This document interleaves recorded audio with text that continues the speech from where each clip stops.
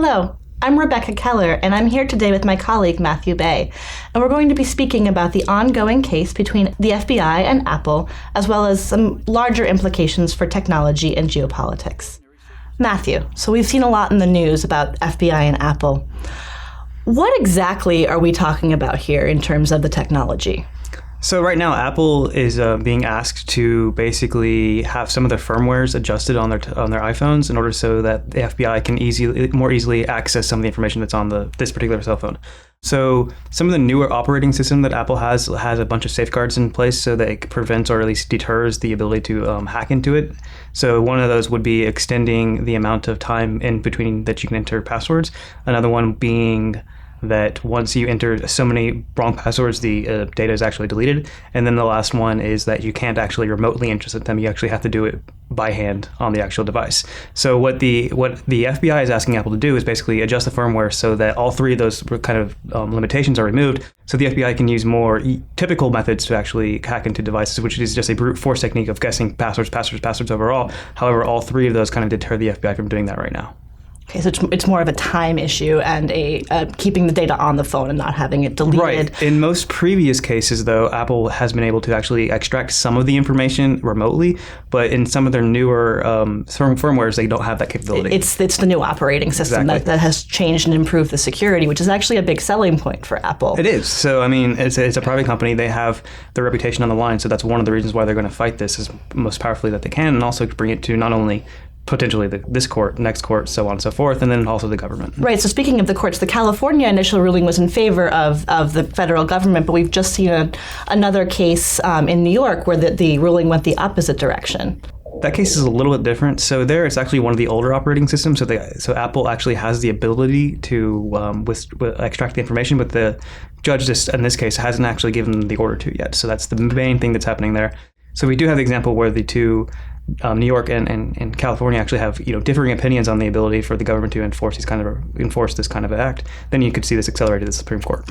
Right, but Apple's approach seems to be to get it taken care of in Congress before actually.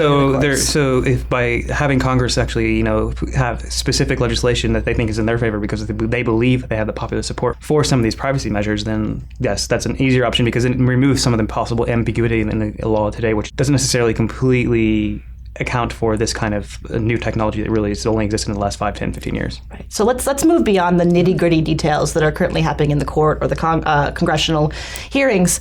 Why is this so important in the terms of political or social? Why do we care about this encryption backdoor or So, I mean, we care for the U.S. for the idea of, just the U.S. government being able to actually access this information for counterterrorism reasons or other kind of reasons, but it's also a much bigger story internationally. So the U.S. has historically had a little bit more hands-off approach to some cybersecurity aspects, at least when it comes to privacy information in their countries.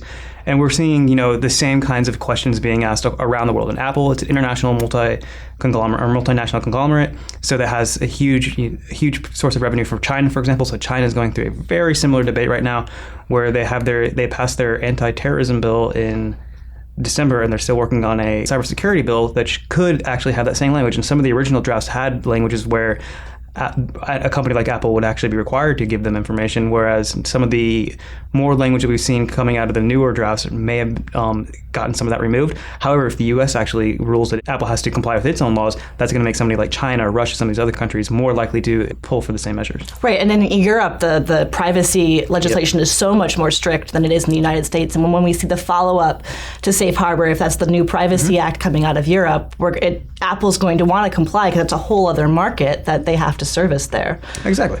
So, I mean, the big shift that I think that's notable here is that we're getting to the point now where countries are going to have to make decisions. That's going to impact these companies. And we're starting to see tech companies in general just become much bigger or more relevant on the whole geopolitical scale as they've basically been, tied into every single fabric of everyday economics, everyday politics, and every single social aspect. So it's just a big emerging trend that we're seeing. We're not just becoming more connected in our personal lives, we're becoming more connected digitally in our political and economic realms as well. Right. And one final great example of that is the whole Facebook stuff that's going on in India, where India is now trying to stop some of the initiatives to where Facebook is trying to give free or limited free internet to a lot of the Indian consumers. So we're starting to see that battle hit a number of countries, the U.S., China, India, etc. It's certainly something we'll have to watch for years to come. Thank you so much for talking to me. For more on this and other topics, please visit stratfor.com.